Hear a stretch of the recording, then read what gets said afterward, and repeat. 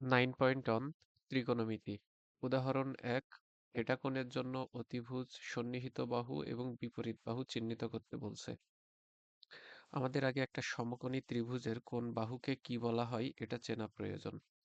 তো একটা রেখার উপর যখন লম্বলম্বীভাবে আরেকটা রেখা এসে পড়ে বা খাড়াভাবে পড়ে, তখন এখানে যে কোণটা উৎপন্ন হয় সেটাকে আমরা বলি সমকোণ, অর্থাৎ এই কোণের মান 90 ডিগ্রি। এই যে 90 ডিগ্রি কোণ, এই কোণের ঠিক বিপরীতে যে বাহুটা থাকে, অর্থাৎ আমরা যে ত্রিভুজটাকে চিহ্নিত করি এ, বি এবং সি, এখানে বি বিন্দুতে এই যে 90 ডিগ্রি কোণ উৎপন্ন হয়েছে, এই 90 ডিগ্রি কোণের ঠিক বিপরীত বাহু, অর্থাৎ এই 90 ডিগ্রি কোণ উৎপন্ন হইতে যে বাহুটা কোনো কাজেই লাগে নাই, কোন বাহু সেটা? এসি বাহু। এই এসি বাহুকে আমরা বলি অতিভুজ। অবশিষ্ট যে দুইটি কোণ, এইটা এ বিন্দুতে এবং সি বিন্দুতে, এই দুইটা কোণের যে কোনো একটাকে আমরা থেটা হিসাবে চিন্তা করব।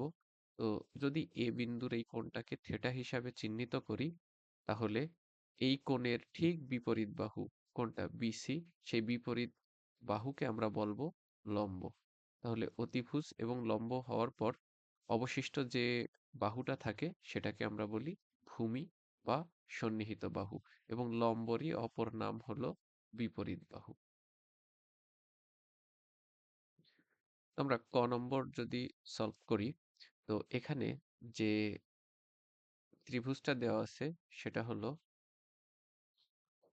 এটা, এবং এই যে এখানে চার কোণা মতো যে বক্সটা তৈরি করে দেওয়া রয়েছে, এটা দেখে আমরা সবসময় বুঝবো যে এখানে সমকোণ উৎপন্ন হয়েছে, অর্থাৎ এই বিন্দুটাতেই সমকোণ উৎপন্ন হয়েছে। এখন আমরা জানি যে সমকোণের ঠিক বিপরীতে যে বাহুটা সেটা হলো অতিভুজ। তাহলে এখানে আমরা বলতেই পারি যে অতিভুজ এর মান হবে, যেহেতু এই বাহুটার মান বলে দিয়েছে 17, তাহলে অতিভুজ হবে 17। এখন এইখানে আমাদের থেটা চিহ্নিত করা রয়েছে, এই যে থেটা। আমরা জানি থেটার ঠিক বিপরীতে যে বাহুটা থাকে সেই বাহুকে আমরা বলি লম্ব বা বিপরীত বাহু। তাহলে এখানে লম্ব বা বিপরীত বাহু 8। এরপরে অবশিষ্ট যে বাহুটা থাকে, অতিভুজ গেল, লম্ব গেল, অবশিষ্ট বাহুটাকে আমরা বলি ভূমি, বা এর আরেকটা নাম আছে, সেটা হলো সন্নিহিত বাহু। তাহলে এখানে সন্নিহিত বাহুটা হচ্ছে অবশিষ্ট এই বাহুটা, অর্থাৎ 15। এটা হলো ক নম্বরের জন্য। এখন একইভাবে আমরা যদি ক্ষয়ের জন্য করি, আমাদের এখন 90 ডিগ্রি কোণ বলে দিয়েছে এই যে এখানে। তাহলে এটাই হলো সেই সমকোণ, এর ঠিক বিপরীতে বাহু কোনটা আছে? এই বাহুটা। এটাই হলো অতিভুজ। তাহলে আমরা খ নম্বরের জন্য বলতেই পারি অতিভুজ হবে পি। এরপরে এই যে এখানে থেটা চিহ্নিত করা হয়েছে, আমরা থেটার বিপরীত বাহুকে আমরা জানি বলবো বিপরীত বাহু বা লম্ব, অর্থাৎ এখানে বিপরীত বাহু হবে আর। অবশিষ্ট বাহুটাকে বলা হয় ভূমি বা সন্নিহিত বাহু। সুতরাং এখানে সন্নিহিত বাহু হবে, অবশিষ্ট বাহু হলো কিউ, তাই কিউ হলো সন্নিহিত বাহু। গ নম্বরের জন্য যদি আমরা করি, এখানে জি বিন্দুতে আমাদের দেওয়া আছে, জি বিন্দুতে এই যে চারকোনা বক্স করে দেওয়া আছে, অর্থাৎ জি বিন্দুতে 90 ডিগ্রি কোণ উৎপন্ন হয়েছে। সুতরাং 90 ডিগ্রি কোণের ঠিক বিপরীতে যে বাহুটা থাকে সেটাকে আমরা বলি অতিভুজ। এখানে কোনো মান দেওয়া নেই বাহুগুলোর, তা না দিয়ে আমাদের ত্রিভুজের যে তিনটা বিন্দু থাকে সেই তিনটা বিন্দুর চিহ্নিত করে দিয়েছে। বিন্দুগুলো হলো ই, এফ আর জি। তাহলে এখানে অতিভুজটা হবে এই যে ই বিন্দু থেকে শুরু করে এফ বিন্দু পর্যন্ত যে বাহুটা, এটাই হলো আমাদের অতিভুজ। তাহলে আমরা এখানে আর মাপ না লিখে আমরা একবারে বাহুটা কোনটা সেটা চিহ্নিত করে দিচ্ছি, কারণ আমাদের প্রশ্নে বিন্দু হিসেবে দেওয়া রয়েছে, কোনো বাহুর মান দেওয়া নেই। এখন এফ বিন্দুতে থেটা আছে, আমরা জানি থেটা কোণের ঠিক বিপরীতে যে বাহুটা থাকে সেটাকে আমরা বলি বিপরীত বাহু বা লম্ব। তাহলে এখানে বিপরীত বাহু হলো ই থেকে শুরু করে জি পর্যন্ত বিন্দু, যে বাহুটা হয়েছে সেই বাহুটা, এই যে এই বাহুটা। আর অবশিষ্ট যে বাহু থাকে সেটাকে আমরা বলি সন্নিহিত বাহু বা ভূমি। তাহলে এখানে ভূমি হচ্ছে এই যে জি থেকে এফ পর্যন্ত যে বিন্দু, তো এটা জিএফ ও লিখতে পারি, আবার কি লিখতে পারি, এফ জিও লিখতে পারি। এটাই হলো উদাহরণ একের সলিউশন। আমাদের 9.1-এর ত্রিকোণমিতির এই ম্যাথগুলো করার ক্ষেত্রে যেগুলো সমকোণী ত্রিভুজ এঁকে তারপরে ম্যাথ করতে হয়, সেই ম্যাথগুলো করার জন্য এই উদাহরণ একের এই কনসেপ্টগুলো বোঝা, অর্থাৎ 90 ডিগ্রি কোণের বিপরীতের বাহুকে আমরা বলবো অতিভুজ, থিটা হিসাবে ধরে নেব বা অজ্ঞাত কোণ হিসাবে যেটা ধরে নেব, তার ঠিক বিপরীতে যে বাহুটা থাকবে সেটাকে আমরা বলবো বিপরীত বাহু বা লম্ব। আর অবশিষ্ট যে একটা বাহু থাকে সেটাকে আমরা বলবো সন্নিহিত বাহু বা ভূমি। এই কনসেপ্টগুলো জানাটা খুবই জরুরি। উদাহরণ 2, এখানে আলফা এবং বিটা কোণের জন্য বাহুকে কি বলা হয় সেটা চিহ্নিত করতে বলছে। এই যে এর মতো লেখা যেটা, এটাকে আমরা বলি আলফা। আর এই যে বির মতো লেখা যেটা, এটাকে আমরা বলি বিটা। এখন এই আলফা এবং বিটা দ্বারা দুইটা কোণকে বোঝানো হয়েছে, এই যে আমরা চিত্রে দেখতে পাচ্ছি। এখন বলেছে এদের জন্য অতিভুজ, সন্নিহিত বাহু ও বিপরীত বাহু নির্ণয় করতে। তো আমি প্রথমে যদি আলফা কোণের জন্য বের করি,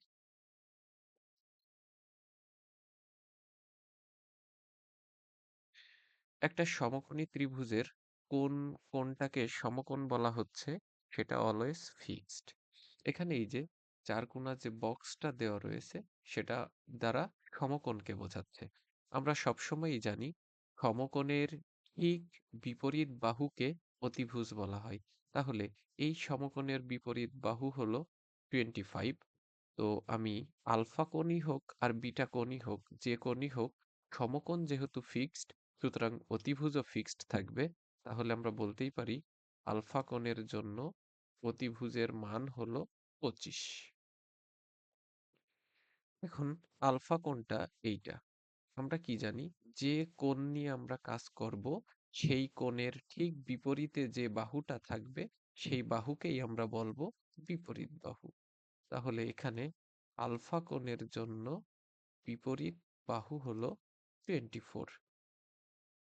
অতিভুজ গেল, বিপরীত বাহু গেল, অবশিষ্ট যে বাহুটা থাকবে সেটাকে আমরা বলি সন্নিহিত বাহু। তাহলে এখানে সন্নিহিত বাহু হবে 7। আলফা কোণের পরে এখন আমাদের যেহেতু বিটা কোণের জন্য বের করতে বলেছে, এখন আমরা বিটা কোণের জন্য যদি বের করি, আমি আগেই বলেছি একটা সমকোণী ত্রিভুজের সমকোণ অলওয়েজ ফিক্সড থাকবে এবং সমকোণের বিপরীত বাহু হলো অতিভুজ, তার মানে অতিভুজও অলওয়েজ ফিক্সড থাকবে। তাহলে কোণ আমি আলফার জন্য করি বা বিটার জন্য করি, যেটার জন্যই করি না কেন, অতিভুজ ফিক্সড, এটা হবে 25 একক। এখন বিটা কোণ এইটা, তার মানে আমরা জানি যে কোণ নিয়ে আমি কাজ করব সেই কোণের ঠিক বিপরীতে যে বাহু থাকে তাকে আমরা বলি বিপরীত বাহু বা লম্ব। বিটা কোণের বিপরীত বাহুটা হইল এই যে এই বাহুটা, এবং এই বাহুর মান হলো 7 একক। তাহলে আমরা বলতেই পারি যখন বিটা কোণ নিয়ে কাজ করব তখন আমাদের বিপরীত বাহুর মান হবে 7 একক। আর অবশিষ্ট যে বাহুটা থাকে সেটাকে আমরা বলি সন্নিহিত বাহু বা ভূমি। তাহলে এখানে অবশিষ্ট বাহু থাকছে 24 এককের ওইটা, তাই বলবো সন্নিহিত বাহু হলো 24।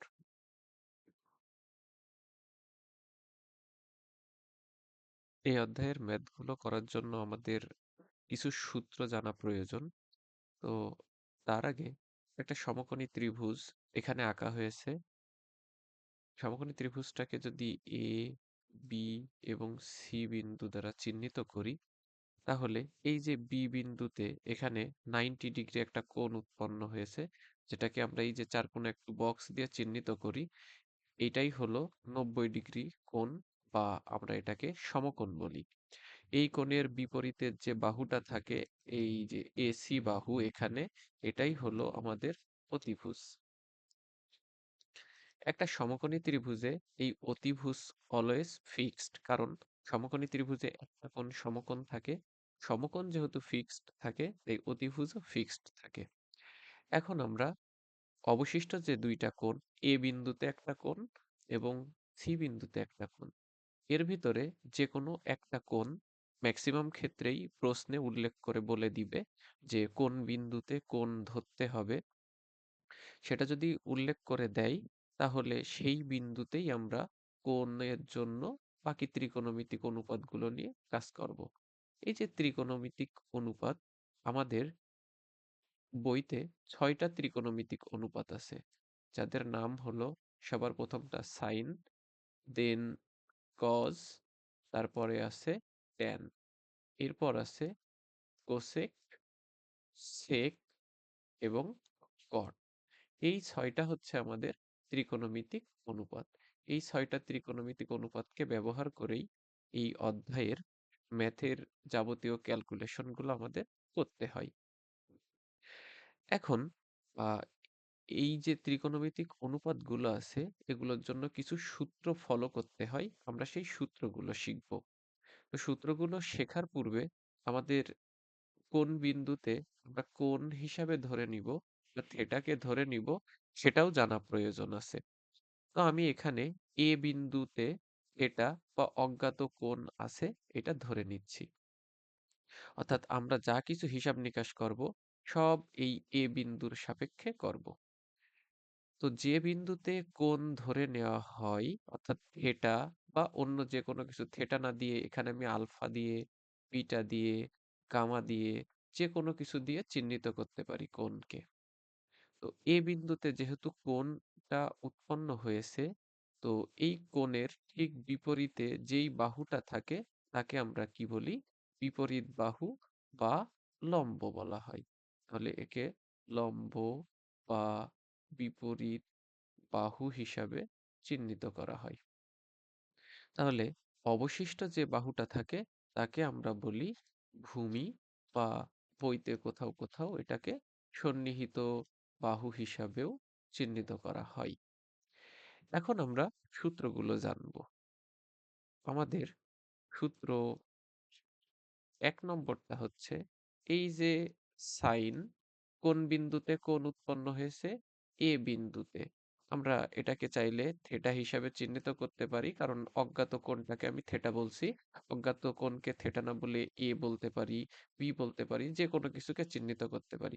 তাহলে সাইন হলো ত্রিকোণমিতিক অনুপাত আর থেটা দ্বারা কোণ বোঝাচ্ছে, অর্থাৎ কোন কোণকে নিয়ে আমরা কাজ করব। তো সাইন থেটা সমান সূত্র হলো লম্ব বাই অতিভুজ। এখানে আমার লম্ব হয়েছে, যেহেতু এটা কোণের জন্য কাজ করতেছি, লম্ব হইল এই যে বিসি বাহুটা। তাহলে আমি এখানে লিখতে পারতাম সাইন থেটা সমান লম্ব বাই অতিভুজ না লিখে, যেহেতু লম্ব হলো বিসি বাহু আর অতিভুজ হইল এসি বাহু, আমি চাইলে এটাও লিখতে পারতাম। তাহলে সূত্র হলো সাইন থেটা সমান লম্ব বাই অতিভুজ। এরপর ২ নম্বর সূত্র হলো কস থেটা সমান ভূমি বাই অতিভুজ। তো এখানে যদি আমি এটা বের করি তাহলে আমি দেখতেছি আমার, আমি চাইলে এখানে এটা লিখতে পারতাম, যেহেতু আমার ভূমি আমি জানি কোন বাহুটা, এই যে এবি বাহুটা হলো ভূমি, তাহলে চাইলে এবি বাই অতিভুজ কোণটা এসি, তাহলে এবি বাই এসিও লিখতে পারতাম। ৩ নম্বর সূত্র হলো ট্যান থেটা সমান লম্ব বাই ভূমি। এখানে যেহেতু লম্ব এবং ভূমি কোনটা কোনটা সেই বাহু চিহ্নিত করা আছে, তাহলে আমি লম্বর জায়গায় লম্ব কথাটা না বলে কোন বাহুকে লম্ব হিসাবে এখানে ধরা সেই বাহুটা লিখতে পারি। নিচে ভূমি হিসাবে থাকতেছে আমার, লম্ব এখানে বিসি বাহু, তো বিসি বাই ভূমি হিসাবে রয়েছে এবি, তাহলে আমি বিসি বাই এবিও লিখতে পারি। তাহলে সূত্র হলো সাইন থেটা সমান লম্ব বাই অতিভুজ, কস থেটা সমান ভূমি বাই অতিভুজ, ট্যান থেটা সমান লম্ব বাই ভূমি। এগুলো গেল একটা সূত্র, এক টাইপের সূত্র এই তিনটা। এরপরে ৪ নম্বর সূত্র হলো সাইন, কস, ট্যান এই তিনটার পরে আছে যে কসেক, সেক, কট। আমরা যখন সাইন থেটার যে মানটা সেটাকে যখন আমরা উল্টাই দেব তখন আমরা পাবো কসেক থেটা। অর্থাৎ এখানে এই যে সাইন থেটা সমান ছিল বিসি বাই এসি, আমরা যদি উল্টায় দিই অর্থাৎ বিসি উপরে ছিল, বিসি কে নিচে নিয়ে চলে আসবো আর এসি কে উপরে নিয়ে যাব, তাহলে কি পাবো তখন? Cosec theta. তাহলে আমি এখানে চাইলে লিখতে পারতাম যে আসলে কসেক থেটা সমান হবে অতিভুজ বাই লম্ব, বা অতিভুজ মানে এসি বাহু ডিভাইডেড বাই লম্ব মানে বিসি বাহু। চাইলে আমরা এটাও লিখতে পারতাম। তো এইভাবে ছয়টার জন্য আলাদা আলাদা ভাবে মনে রাখতে গেলে কঠিন হয়ে যায় বা মনে রাখা কঠিন হয়ে পড়ে বলে আমরা শুধুমাত্র সাইন থেটা, কস থেটা আর ট্যান থেটার জন্য এই সূত্রগুলো শিখব। আর বাকি সূত্র শিখব যে আমরা যদি কসেক থেটার মান আমাদের প্রয়োজন হয় তাহলে সাইন থেটার মান যা পাবো সেটাকে উল্টাই দিলে আমরা কি পাবো? Cosec theta. আমরা বাকি সূত্রগুলো এইভাবে শিখবো। তাহলে সাইন থেটাকে উল্টাই দিলে আমরা পাই কোসেক থেটা। দেন 5 নম্বর হইলো আমরা যদি কস থেটার মানকে যদি উল্টাই দিই তাহলে পাবো সেক থেটা। আর যদি ট্যান থেটার মানকে আমরা উল্টায় দিই তাহলে পাবো কট থেটা। এগুলো হচ্ছে আমাদের প্রয়োজনীয় সূত্র। এর বাইরেও এই অধ্যায়ে আর কয়েকটা সূত্র আমাদের জানা প্রয়োজন হয়। আমরা এর পরবর্তী আহ, যখন ম্যাথ করতে হবে ওই সূত্রগুলো দিয়ে তখন আমরা এই সূত্রগুলো আগে শিখে নেব। তবে আমাদের এখন সূত্র প্রয়োজন শুধু এইগুলাই, যে সাইন থেটা সমান লম্ব বাই অতিভুজ, কস থেটা সমান ভূমি বাই অতিভুজ, ট্যান থেটা সমান লম্ব বাই ভূমি। এরপরে কোসেক এর মান বের করতে চাইলে সাইনের মানকে উল্টাই দিলে কোসেকের মান পাবো। সেকের মান দরকার হইলে আমরা কজের মানটার উল্টাই দিলে সেকের মান পাবো। আর কটের মান প্রয়োজন হইলে ট্যানের মানকে উল্টাই দিলে কটের মান পাবো। আবার একইভাবে কখনো যদি এমন হয় আমার প্রশ্নে সেক থেটা এর মানটা দেওয়া আছে, তখন যদি আমার কস থেটার মান প্রয়োজন হয় হুম, তাহলে আমরা কি করব? সিম্পলি সেক থেটার মানটা উল্টাই দেব, দিলে আমরা কি পাবো? কস থেটা পাবো। তাহলে এই যে 4 নম্বর, 5 নম্বর আর 6 নম্বর যে সূত্র, এই সূত্রগুলো এক পক্ষকে উল্টাই দিলে অন্য পক্ষ পাওয়া যায়, বা এগুলো ভাইস ভার্সা হিসাবে আমরা ব্যবহার করতে পারি। এই সূত্রগুলো আমাদের অবশ্যই অবশ্যই মুখস্থ রাখতে হবে পরবর্তী ম্যাথগুলো করার জন্য। উদাহরণ 3, ট্যান এ সমান 4/3 দেওয়া আছে। এ কোণের জন্য অন্যান্য ত্রিকোণমিতিক অনুপাত সমূহ নির্ণয় করতে বলেছে। তো যেহেতু আমাদের একটা ত্রিকোণমিতিক অনুপাত দেওয়া আছে, বাকি ত্রিকোণমিতিক আছে আর 5টা, ওই 5টার জন্য বের করতে বলছে মান। তো আমরা প্রথমেই এই ধরনের ম্যাথগুলো করার সময় সমকোণী ত্রিভুজ আগে এঁকে নেব। তো আমি যে সমকোণী ত্রিভুজটা এঁকে নিছি, এখানে আমার ট্যান এ সমান একটা মান দেওয়া আছে, তার মানে এ বিন্দুতে কোণ নিয়ে হিসাব করব।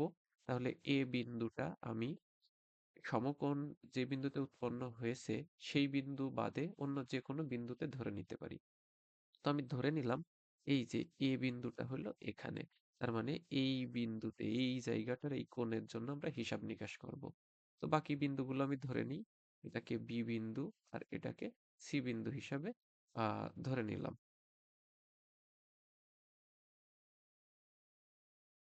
তো এখন এই সমকোণী ত্রিভুজটা এঁকে নেওয়ার কারণ হলো সমকোণী ত্রিভুজ এঁকে নিয়ে এই ম্যাথগুলো করলে অনেক সহজে ম্যাথগুলো সলিউশন করা যায়। তো আমি দেখতেই পাচ্ছি বি বিন্দুতে আমাদের সেই 90 ডিগ্রি কোণ উৎপন্ন হয়েছে। তাহলে সেই কথাটা বলে দিব এখানে, কোণ পি সমান সমকোণ বা 90 ডিগ্রি। বি বিন্দুতে যেহেতু সমকোণ উৎপন্ন হয়েছে, এর বিপরীতের যে বাহু অর্থাৎ এসি বাহু, এটা হলো আমাদের এখানে অতিভুজ। তাহলে আমরা বলবো যেহেতু বি বিন্দুতে সমকোণ, সুতরাং এসি হলো অতিভুজ।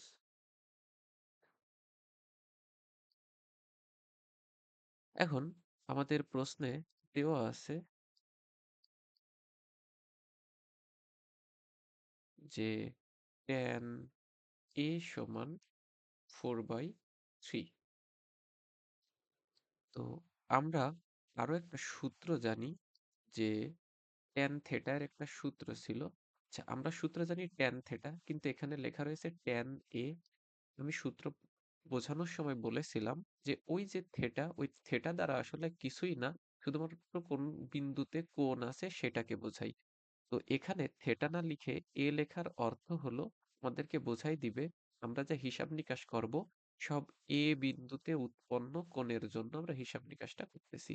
অর্থাৎ এই যে কোণটা, এই কোণটাকে আমরা এ কোণ হিসাবে চিহ্নিত করব এবং এই কোণের জন্যই আমরা যাবতীয় হিসাব নিকাশ করব। তো আমরা যখন ট্যান থেটার সূত্র পড়েছিলাম তখন বলেছিলাম ট্যান থেটা সমান লম্ব বাই ভূমি। তো এখানে এ কোণের জন্য এর ঠিক বিপরীতে যে বাহুটা থাকবে সেই বাহুকেই আমরা কি বলবো বলেছিলাম, লম্ব বলবো বলেছিলাম। এসি কে যেহেতু আমরা অতিভুজ হিসাবে চিহ্নিত করেছি, তাহলে অবশিষ্ট যে বাহু এবি সেই বাহুকে আমরা বলবো ভূমি। তো আমি লিখতে পারি ট্যান থেটা সমান, যেহেতু লম্ব বাই ভূমি, তো আমার এখানে লম্ব হলো বিসি আর ভূমি হলো এবি। তাহলে আমরা লিখতেই পারি বিসি বাই ট্যান এর পরিবর্তে লিখতে পারি বিসি বাই এবি সমান 4/3। সাইড নোট হিসাবে আমরা সূত্র লিখে দেব, যেহেতু ট্যান থেটা সমান লম্ব বাই ভূমি। এখান থেকে আমরা লিখতে পারি, যেহেতু একটা ভগ্নাংশের উপরে এই বাম পাশে বিসি উপরে রয়েছে এবং ডান পাশে 4 উপরে, তাহলে আমরা এখান থেকে বলতে পারি অতএব বিসি এর মান হলো 4 আর এবি নিচে আছে এবং 3ও নিচে, তাহলে এখান থেকে বলতে পারি এবি এর মান হলো 3। তো যেহেতু বিসি কে লম্ব ধরেছিলাম তাহলে লম্বর মান 4 আর এবি কে ভূমি ধরেছিলাম, ভূমির মান 3। চিত্রে এই মানগুলো এইভাবে করে চিহ্নিত করে দিলে ম্যাথগুলো সহজে করা যায়, সেজন্য চিহ্নিত করে দিচ্ছি। তো এখন আমার দুইটা বাহুর মান জানা হয়ে গেছে, কিন্তু আরেকটা বাহুর মান জানলে তবে আমি ত্রিকোণমিতিক অনুপাতগুলো সহজে বের করতে পারবো। তো আরেকটা বাহুর মান বের করে নিতে হবে। তো এর জন্য আমরা একটা সূত্র জানি, পিথাগোরাসের সূত্র ছিল। তো সেই সূত্রটা এরকম ছিল যে অতিভুজ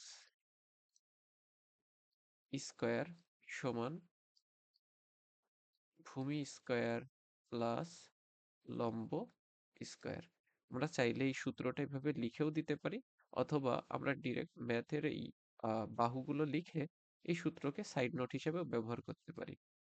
তো আমার এই ম্যাথে অতিভুজ কোনটা, এসি বাহুটা হলো অতিভুজ, তাহলে অতিভুজের জায়গায় আমি লিখতে পারি এসি এবং তার উপরে স্কয়ার। আমার এখানে ভূমি ছিল এবি, তাহলে এবি স্কয়ার, আর লম্ব ছিল বিসি, তাই বিসি স্কয়ার। উদ্দেশ্য যেহেতু এসি এর মান বের করা, তাহলে বাকিগুলোর যে বাহুগুলোর যে মান দেওয়া আছে সে মানগুলো বসাবো। আমার এখান থেকে আমি এবি এর মান 3 একক পেয়েছি, তাহলে এবি এর জায়গায় 3 বসাবো, তার উপর একটা স্কয়ার। বিসি এর মান পেয়েছি 4 একক, তাহলে বিসি এর মান বসাবো 4, তার উপর একটা স্কয়ার। যেহেতু মান বসিয়েছি তাই বলে দেব মান বসিয়ে। তো এখান থেকে এসি স্কয়ার সমান 3 এর স্কয়ার করলে 9 আর 4 এর স্কয়ার করলে 16। তো 16 আর 9 যোগ করলে আমরা পাবো 25। এটা এসি স্কয়ারের মান, কিন্তু আমাদের প্রয়োজন শুধু এসি এর মান বের করা। তো আমরা এখান থেকে যদি এই বামে এখানে করি, তাহলে বলতে পারি এসি সমান, এই যে এসি এর উপরে যে স্কয়ারটা ছিল এই স্কয়ারটা সরাইতে হবে। তো স্কয়ারটাকে অন্য প্রান্তে নিয়ে গেলে স্কয়ার রুট হয়ে যায়, তাহলে রুট 25। তাহলে এখান থেকে আমি বলতে পারি অতএব এসি এর মান হলো 5, কারণ 25 কে রুট করলে আমরা পাই 5। তো এখানে এসি চিত্রে এসি এর মানটাকে 5 হিসাবে চিহ্নিত করে দিলাম। তো আমার যেহেতু তিনটা বাহুর মান বের করা শেষ, এখন আমি ত্রিকোণমিতিক অনুপাতগুলোর মান নির্ণয় করব। তো আমরা জানি প্রথমেই সাইন থেটার যদি মান বের করি, সাইন থেটা না লিখে, যেহেতু এ বিন্দুতে উৎপন্ন কোণ নিয়ে কাজ করতেছি, সাইনে লিখব।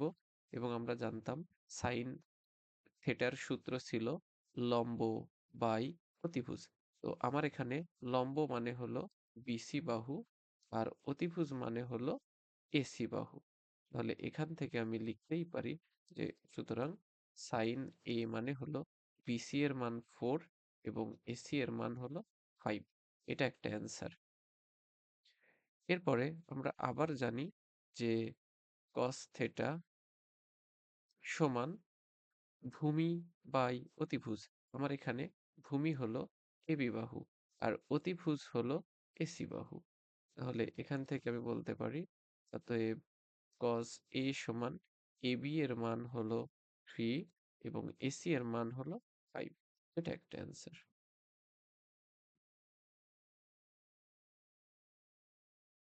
তো অন্যান্য ত্রিকোণমিতিক অনুপাতগুলো বের করতে বলেছে, তার ভিতরে আমরা সাইন A cos A বের করেছি। এখন এরপর আবার সূত্র জানি যে tan এর মানটা আমাদের দেওয়াই আছে।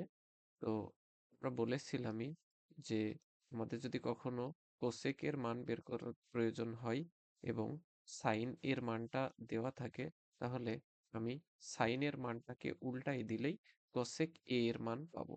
তো সাইন এর মান ছিল 4/5। একে উল্টাই দেওয়ার অর্থ কি?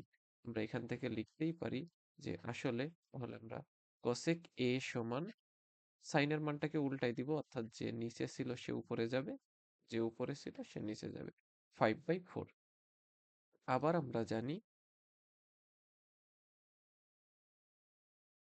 যে sec a সমান cos এর মানটাকে আমরা উল্টাই দিলে sec এর মান পাবো। সুতরাং এখান থেকে বলতে পারি sec a সমান, যেহেতু cos এর মান ছিল 3/5, তাহলে sec এর মান হবে 5/3। এটাও একটা অ্যান্সার। cosec সমান যেটা পেয়েছি এটাও একটা অ্যান্সার। আমাদের লাস্ট যে ত্রিকোণমিতিক অনুপাত সেটা হলো cot। তো আমরা আবার সূত্র জানি যে আসলে cot এর মান বের করার প্রয়োজন হইলে আমরা tan এর মানকে উল্টাই দেব। তো আমাদের প্রশ্নেই দেওয়া আছে tan এর মান 4/3। তাহলে সেটাকে আমরা উল্টাই দিলে লিখতে পারি যে 3/4। এটা হইল cot এর মান। তাহলে আমাদের অবশিষ্ট যে 5টা ত্রিকোণমিতিক অনুপাত ছিল সেই 5টা ত্রিকোণমিতিক অনুপাতের মান বের করা হলো। এই 5টা মানই হলো আমার এই প্রশ্নের জন্য অ্যান্সার। উদাহরণ 4, এবিসি একটা সমকোণী ত্রিভুজের বি কোণটা সমকোণ।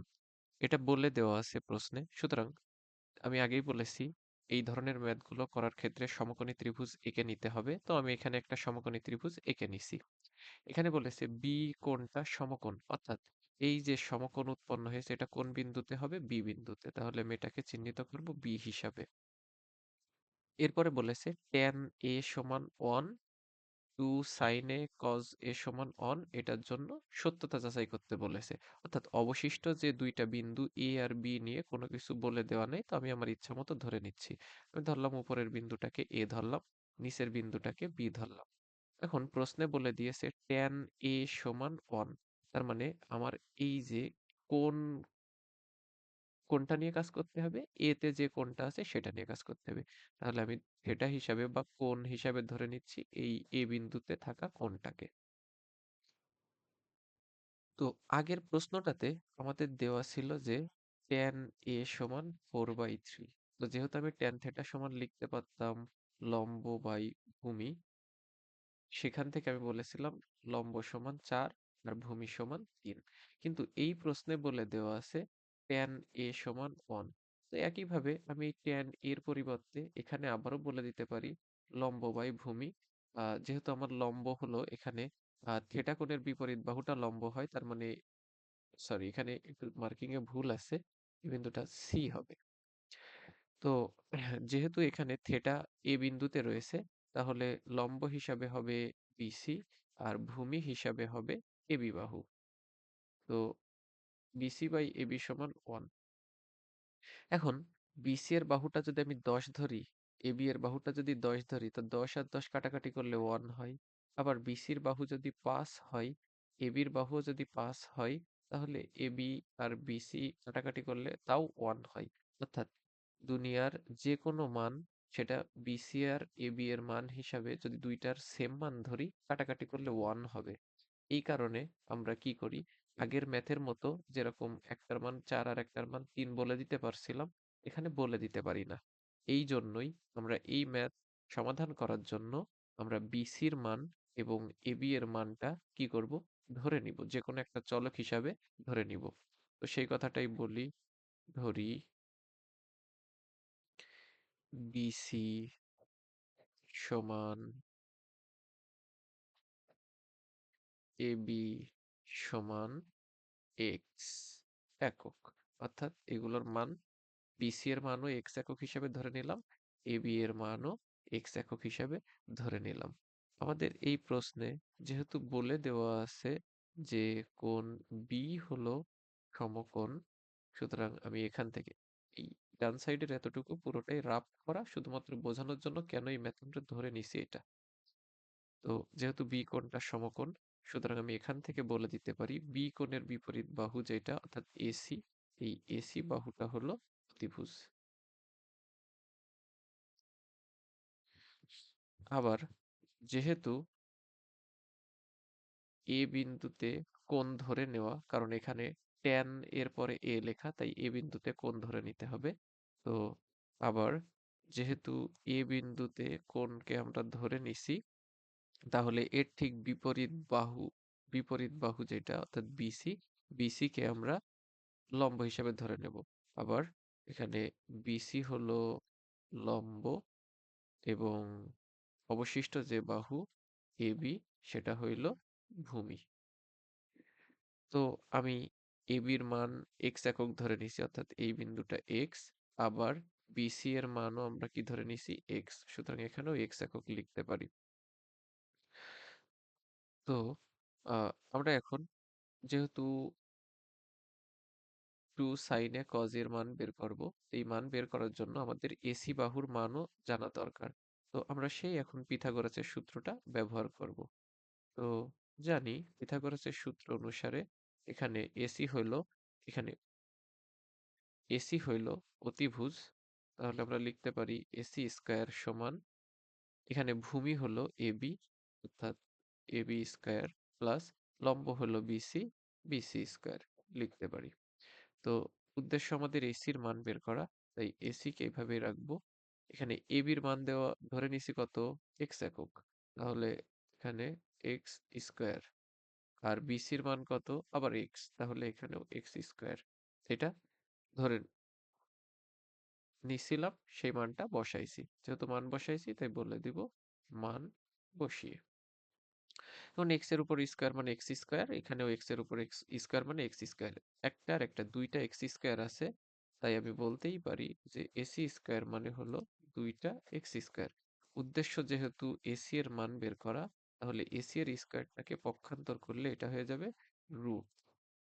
তো এখান থেকে বলা যায় এসি এর মান হলো 2 কে যদি রুট করি তাহলে একটা দশমিক সংখ্যা চলে আসে, এই কারণে আমি √2 রেখে দিলাম, ওটাকে আর দশমিকে লিখলাম না।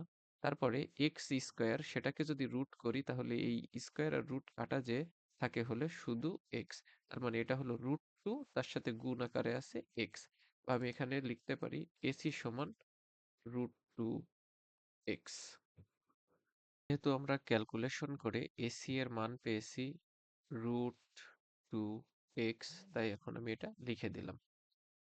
তো যাই হোক, যেহেতু তিনটা বাহুর মান বের করা শেষ, তাহলে আমরা যে কোনো ত্রিকোণমিতিক অনুপাত এখন বের করে ফেলতে পারবো। তো আমাদের প্রশ্নে বলেছে 2 তার সাথে গুণ সাইনে তার সাথে গুণ কজে, এটার মান বের করতে, তাহলে আমি শুধুমাত্র ওইটুকুর মান বের করব। এখন এটাই আমাদের কি প্রশ্নের, যেহেতু সত্যতা যাচাই করতে বলেছে, তার মানে আমরা বাম পক্ষ ডান পক্ষ দিয়ে করব। তো আমি একবারে তাই লিখি, বাম পক্ষ। বাম পক্ষে কি দেওয়া আছে, 2, তার সাথে গুণ আকারে আছে সাইনে, তার সাথে গুণ আকারে আছে কজ এ। তো 2 যেহেতু সংখ্যা, আমি সংখ্যাকে ওভাবে রেখে দিলাম। আচ্ছা, আমরা সাইনের সূত্র কি জানি, সাইন থেটা সমান ছিল লম্ব বাই অতিভুজ। তোমার এখানে লম্ব হলো বিসি, অতিভুজ হলো এসি, আমি একবারে লিখে দিলাম সাইনের পরিবর্তে বিসি বাই এসি। আবার তার সাথে গুণ আকারে ছিল কস থিটা বা কজ এ। আবার কজ এর সমান আমরা কি জানতাম? ভূমি বাই অতিভুজ। যেহেতু আমার এখানে ভূমি হলো এবি বাহু আর অতিভুজ হলো এসি বাহু, তাই আমি কজ এর পরিবর্তে এবি বাই এসি লিখে দিলাম। সাইড নোটে আমরা সূত্রগুলোকে লিখতে পারি, যে আমরা জানি যে সাইন থিটা সমান লম্ব বাই অতিভুজ, আর কস থিটা সমান আমরা জানি ভূমি বাই অতিভুজ। এই সাইড নোটগুলো ব্যবহার করলে আমরা পরবর্তীতে নিজেরাই যখন ম্যাথগুলো দেখব সহজে নিজের ম্যাথ নিজেই বোঝা যায়। এ কারণে সাইড নোট অবশ্যই অবশ্যই ব্যবহার করতে হবে। তো আমরা এখন বিসি আর এসি বাহুর পরিবর্তে বিসি আর এসি বাহুর যে মানটা সেটা বসাবো। তো এখানে আমরা দেখতেছি বিসির মান এক্স, এসির মান √2x, তার সাথে গুণ আকারে আবার এবির মান ও এক্স, এসির মান হলো √2x। যেহেতু মান বসাইছি সাইড নোটে বলে দেব মান বসিয়ে। এখন গুণ ভাগের ক্ষেত্রে আমরা জানি গুণ হবে উপরেরটার গুলোর সাথে উপরের গুলো গুণ, আর নিচের গুলোর সাথে নিচের গুলো গুণ। তো 2 সাথে x গুণ করলে হয় 2 সাথে x গুণ করলে 2x, তার সাথে আবার x গুণ করলে হবে 2x স্কয়ার। নিচে এই x এর সাথে x গুণ করলে হয় x স্কয়ার, আর √2 এর সাথে √2 যদি গুণ করি তাহলে আমরা জানি যে কোনো কিছু রুটের ভিতরে থেকে দুইবার সেটাকে গুণ করলে রুট উঠে যায়, শুধু মানটুকু থেকে যায়। তাহলে √2 গুণ √2 মানে হচ্ছে শুধু 2। উপরেও 2x স্কয়ার নিচেও 2x স্কয়ার, কাটাকাটি করলে থাকবে 1। এবং এটাই আমাদের প্রশ্নে দেওয়া ডান পক্ষ ছিল। তাহলে 1 সমান আমরা লিখতে পারি ডান পক্ষ। সুতরাং আমাদের যে সত্যতা যাচাই করতে বলেছে সেই সত্যতা যাচাই করা হলো। অনেকের মনে প্রশ্ন জাগতে পারে হয়তোবা, যে আমরা কেন বিসি এর মানও এক্স ধরে নিছিলাম, এবির মানও কেন এক্স ধরে নিছিলাম? এর কারণ একটাই, সেটা হইল যদি কখনো এমন থাকে যে tan a সমান 1, তাহলে আমরা বিসি বাহু অর্থাৎ ভূমি এবং বিসি মানে লম্ব, লম্ব এবং অতিভুজের মানকে আমরা যে কোনো একটা চলক হিসাবে ধরে নিতে পারি এবং দুইটার মান অবশ্যই অবশ্যই সমান হবে। 180 পৃষ্ঠার কাজের অঙ্ক এটা। এখানে বলেছে এবিসি একটা সমকোণী ত্রিভুজের সি কোণটা হলো সমকোণ। তার মানে আমরা যে চিত্রটা যেটা এঁকে নিছি, এটার যে সমকোণটা এটা হবে হচ্ছে সি বিন্দুতে। এরপরে বলেছে এবি সমান 29 সেন্টিমিটার, বিসি সমান 21 সেন্টিমিটার এবং কোণ এ বি সি সমান থেটা। এই যে কোণ এ বি সি তে থেটা ধরে নিতে বলেছে, এর ভিতরে মাঝে কোন কোন বিন্দুটা রয়েছে বি বিন্দু। তার মানে আমার থেটা হবে কোন বিন্দুতে? বি বিন্দুতে। এখন যদি আমি চিত্রটা আঁকি, উপরের বিন্দুকে এ আর এই বিন্দুকে যদি বি হিসেবে চিহ্নিত করি, যেহেতু এ বি সি সমান থেটা, তার মানে বি বিন্দুতে আমার থেটা এঁকে নিতে হবে। তাহলে এখানে আমি বি বিন্দুতে থেটা কোণটাকে চিহ্নিত করলাম। বলেছে cause square theta minus sine square theta এর মান বের করতে। তো এবি এর মান 29 সেন্টিমিটার বলে দিছিল, তার মানে এই যে এই বাহুটা এটা হচ্ছে 29 সেন্টিমিটার। দেন বিসি এর মান বলে দিছে 21 সেন্টিমিটার, বিসি এর মান হলো 21 সেন্টিমিটার। আচ্ছা, তো এখন আমার দুইটা বাহুর মান অলরেডি দেওয়া আছে, একটা বাহুর মান বাকি। তো সি কোণটা যেহেতু সমকোণ, তার বিপরীতে যে বাহু এবি বাহু এটা হলো অতিভুজ। তাহলে আমরা বলতেই পারি যে এখানে যেহেতু বিসি হলো এবি হলো অতিভুজ এবং এসি এর মানটা আমাদের বের করতে হবে। তো পিথাগোরাসের সূত্র অনুসারে আমরা জানি অতিভুজ স্কয়ার অর্থাৎ অতিভুজ মানে এবি স্কয়ার সমান ভূমি স্কয়ার, ভূমি মানে হচ্ছে এখানে বিসি, তাই বিসি এর স্কয়ার লিখলাম, প্লাস লম্বর স্কয়ার, লম্ব হলো এখানে এসি, তাই এসি এর স্কয়ার। আচ্ছা, কেন এখানে এসি কে আমি লম্ব বলছি? কারণ আমি থেটা বা কোণ চিহ্নিত করে নিছি বি বিন্দুতে।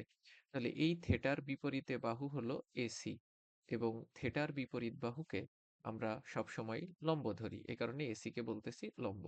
তো আমরা সাইড নোট হিসাবে এখানে লিখে দেব, যেহেতু পিথাগোরাসের সূত্র অনুসারে অতিভুজ স্কয়ার সমান ভূমি স্কয়ার যোগ লম্ব স্কয়ার। এটা সাইড নোটে ভালো করে লিখে দিব। আমি সংক্ষেপে লিখে দিচ্ছি। তো এখন AB এর মান আমাদের দেওয়া রয়েছে 29। তাহলে 29 এর স্কয়ার সমান BC এর মান দেওয়া রয়েছে 21, তাহলে 21 এর স্কয়ার প্লাস AC এর স্কয়ার। যদি আমরা 29 এর স্কয়ার করি তাহলে আমরা পাই 841। তাহলে এটা লিখতে পারি 841। আবার 21 কে যদি স্কয়ার করি তাহলে আমরা পাই 441 যোগ AC স্কয়ার। উদ্দেশ্য যেহেতু আমাদের এসি এর মানটা বের করা, তাহলে এসি কে এই অংশটুকুকে আমরা প্রথমে লিখবো। তাহলে 441 প্লাস এসি স্কয়ার সমান পরের অংশটুকুকে পরে লিখব, মানে প্রথম অংশটুকুকে পরে লিখতেছি। এই যে একটা সমীকরণের অর্থাৎ সমান চিহ্নের ডান পাশের সবকিছুকে বাম পাশে এবং বাম পাশের সবকিছুকে ডান পাশে লিখলে পুরোটা ধরে সাইড চেঞ্জ করলে চিহ্নের কোনো রকম কোনো পরিবর্তন করা লাগে না। তো এখান থেকে আমরা বলতে পারি শুধু এসি স্কয়ারকে আমরা রাখবো, কারণ এসি এর মান বের করতে হবে। তো এর সাথে 441 যেহেতু যোগ আকারে আছে, একে যদি আমি সাইড চেঞ্জ করি তাহলে এটা বিয়োগ আকারে হয়ে যাবে।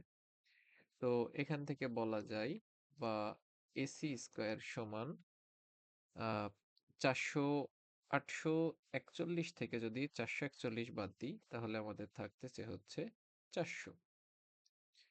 তো যেহেতু আমাদের এসি স্কয়ারের মান লাগবে না, শুধু এসির মান লাগবে, এর উপরের যে স্কয়ারটা এটাকে সাইড চেঞ্জ করে ডান পাশে নিয়ে গেলে এটা স্কয়ার রুট হয়ে যাবে।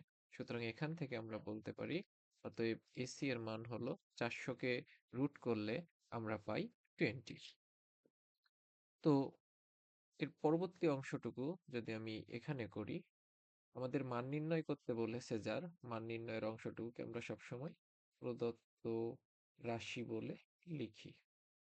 তো প্রদত্ত রাশি হলো cos square theta minus sine square theta. তো এখন এই যে cos স্কয়ার থেটা, এটার অর্থ হলো এই cos থেটা এর যে মান পাবো সেই পুরো মানটার উপর স্কয়ার করব। আবার সাইন স্কয়ার থেটা মানে কি, আমি সাইন থেটার যে মানটা পাবো সেই পুরো মানটাকে স্কয়ার করব। তো আমরা cos থেটার সমান জানতাম ভূমি বাই অতিভুজ। আমার এই ম্যাথের ভূমি হলো বিসি বাহু, তাহলে আমি ভূমির পরিবর্তে একবারে ভূমির যে মান 21 লিখতে পারি।